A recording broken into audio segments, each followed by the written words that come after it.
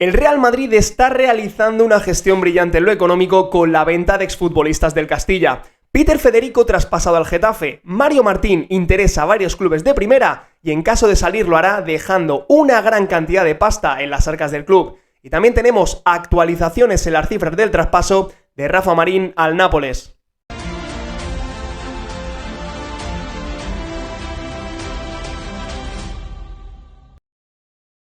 Muy buenas chicos, ¿qué tal? ¿Cómo estáis? Bienvenidos a un nuevo vídeo para el canal y bienvenidos a un nuevo vídeo de actualidad de la cantera del Real Madrid, que sigue realizando una gestión brillante en cuanto a lo económico con respecto a la venta de exfutbolistas del Castilla y de canteranos en general. Yo os dejo una publicación con la oficialidad del fichaje de Peter Federico por el Getafe, firma hasta el año 2028. Y yo os lo decía sí o sí, se descartaba rotundamente una cesión porque Peter Federico acababa contrato con el Real Madrid este año, en junio de 2025, por lo tanto, era el momento de sí o sí traspasarle. El Valencia decidió no ejecutar esa opción de compra que tenía hasta el 30 de junio de 2 millones de euros por el 60% del futbolista. A día de hoy todavía no conocemos 100% cuáles han sido las cifras que ha movido el Getafe y si el Real Madrid guardaría a futuro un porcentaje de los derechos. Conforme lo sepa, os lo dejaré en una publicación en el canal, así que si no estás suscrito, aprovecha para suscribirte y darle a la campanita para que te avise con las notificaciones. Aunque entiendo que sí que habrá guardado un porcentaje de los derechos en caso de una futura venta en una manera continuista, en una línea continuista de cómo ha hecho con otros canteranos y otros excompañeros del propio Peter Federico. También os decía que el Real Madrid tendría que bajarse un poquito de la parra, pues ya digo, al Valencia le pedía 2 millones por el 60% del jugador. Entonces, entrando en último año de contrato, probablemente esa cifra se haya visto ligeramente reducida. Al final el Getafe ha apostado por él y si hubiera esperado la finalidad de contrato de Peter Federico seguramente le hubiera sido mucho más complicado poder contratar al futbolista, porque como agente libre hubiera tenido seguramente muchas más novias. De esta manera el futbolista recala directamente en el Getafe y se lo queda en propiedad. Y además me parece bastante curioso porque en uno de los primeros vídeos de este canal yo os hice el informe cantera de Peter Federico cuando jugaba en el Castilla y casi nadie le conocía. Os explicaba un poquito las condiciones del futbolista y os decía que donde más me encajaba, en uno de los equipos que más me podía encajar en primera división era en el Getafe, porque en ese momento estaba Bordalás y jugaban con 4-4-2. Entonces me parece curioso que ha caído en el Getafe,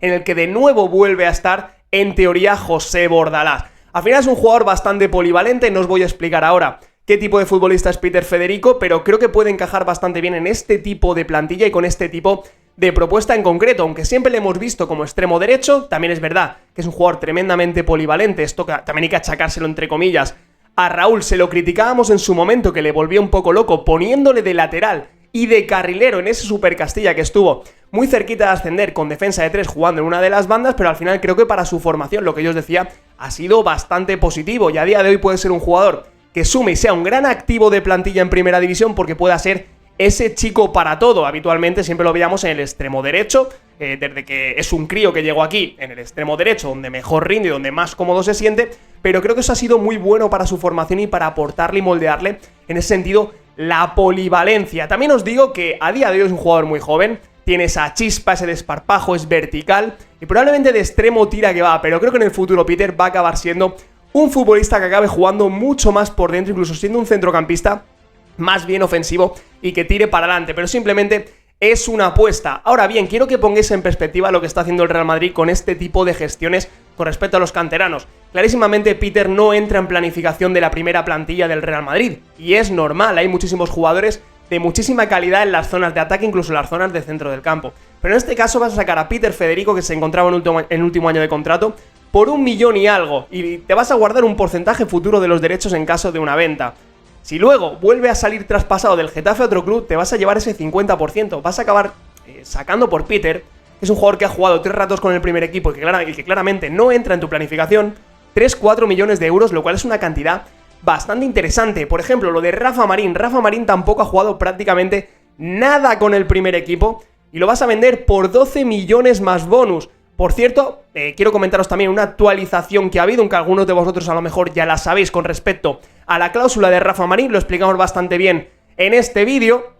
cuáles eran las cifras de traspaso, los condicionantes y el timing perfecto que se podía dar por la situación contractual de Rudiger y de Alaba, y lo explicamos bastante bien, tampoco voy a enrollarme mucho en este vídeo en eso, pero sí que me parece importante comentar que esos 12 millones que reciba el Real Madrid podrían aumentarse hasta más de 22, porque el Nápoles podría en el primer año que contrata a Rafa Marín, en esta primera temporada que entra, aumentar y pagarle 10 millones de euros más al Real Madrid para subirle la cláusula de recompra a 50 millones en 2025, 50 millones en 2026 y 60 millones en el año 2027. Así que entiendo que si el Real Madrid se replantea recomprarle con la cláusula blindada, pagaría 28 millones más de plusvalía, pero en este caso entiendo que si lo hacen es porque están fichando a un central consagrado y que realmente es calidad legítima Real Madrid. Por otra parte, otro futbolista en activo del Castilla, el capitán ni más ni menos, Mario Martín, ha despertado el interés de varios equipos de primera, pero parece que el que mejor proyecto le ofrece de manera personal sería en este caso el Valladolid, un equipo recién ascendido. ¿Qué pasa? Que lo hemos comentado ya varias veces, que está un poquito el run ahí y que probablemente el valor de mercado que le van a poner es bastante alto porque no quieren que se vaya, no les interesa que se vaya, teniendo en cuenta que Ceballos podría salir y que él podría ser el futbolista que ocupara ese rol dentro de la primera plantilla. Yo lo he explicado muchas veces y os he contado mi versión. Seguiría jugando en el Castilla, seguiría siendo futbolista de Castilla, pero con un contrato más blindado, con un contrato más potente a nivel económico y teniendo varias convocatorias, en este caso con el primer equipo, principalmente por un tema de nombres y de número de jugadores, pero realmente la realidad es que va a seguir jugando otro año más en Primera Federación. Por lo tanto, si el Valladolid está dispuesto a aportar esa cantidad que podría pedir el Real Madrid, siempre evidentemente en una fórmula, entiendo también que el 50% de los derechos se lo quedaría el propio Real Madrid, pues yo lo vería realmente con muy buenos ojos y sobre todo que de verdad le ofrezcan, como cuenta la noticia de relevo, un rol protagonista a Mario Martín, que creo que podría estar ya preparado para acabar jugando en primera división. Y así como conclusión os diría que me chirría bastante este nuevo método, ¿no? Bueno, nuevo entre comillas, porque ya lo hemos visto como el Real Madrid con la fábrica pues acaba sacando bastante pasta y acaba siendo una fábrica propiamente de billetes y un método de autofinanciación para otros proyectos, pero al final, siguiendo tanto la cantera durante tanto tiempo, pues me acaba chirriando que sea tan difícil que los chicos pues puedan tener una oportunidad en el primer equipo. Ya no llegar, porque al final entiendo que en el Real Madrid es muy difícil, pero ni siquiera tener una oportunidad. Y me chirría bastante o me resulta bastante raro, aunque por otra parte entiendo que es un modelo que, quieras o no, está dando éxito. Entiendo que tienes que reinventarte en este caso, tienes que ir adaptándote a los tiempos que vienen y que si el modelo te está dando éxito y evidentemente los éxitos deportivos están llegando, pues tienes que seguir por esta línea. Yo lo que pedía era que hubiera un objetivo marcado y que hubiera una coherencia en los actos, no que te quedaras en tierra de entre dos aguas o en tierra de nadie. Si tú tienes claro que tu objetivo es traer a los mejores jugadores del mundo, y eso evidentemente cuesta dinero, o a los mejores jugadores del mundo de manera actual, o a los que a futuro, en el corto medio plazo o largo plazo incluso, pueden convertirse en los mejores del mundo, un largo plazo tampoco muy largo, con un horizonte temporal muy largo, en un medio plazo podemos decir, evidentemente eso te va a costar dinero y ese dinero pues lo tienes que acabar sacando de otras vías y de otras fuentes. Entonces puedo entender esto, que directamente el objetivo primario sea este, pero ya que vamos a hacer esto, vamos a hacerlo bien. ¿Y qué mejor manera tienes de exponer a un jugador de la cantera y para luego poder sacarle el mayor rédito económico posible? Es ponerlo en el primer equipo. Y lo hemos visto como ha habido jugadores, como por ejemplo Sergio Arribas, que ha dejado 6 millones y algo por el 50%, teniendo en cuenta que había jugado 2 ratos con el primer equipo. Si Sergio Arribas llega a jugar en una temporada en la que podría haber tenido muchos más minutos, llega a jugar con el primer equipo, a lo mejor en vez de 6 te sueltan 12 o te sueltan 10 o algo así. Entonces entiendo que si vamos a hacer esto y vamos a seguir esta línea de que la cantera va a ser sí o sí una fábrica de billetes, lo cual entiendo que por el éxito que está dando el primer equipo del Real Madrid, entiendo que es totalmente lícito que se haga de esta manera, nos tenemos que reinventar y tenemos que seguir en esta línea,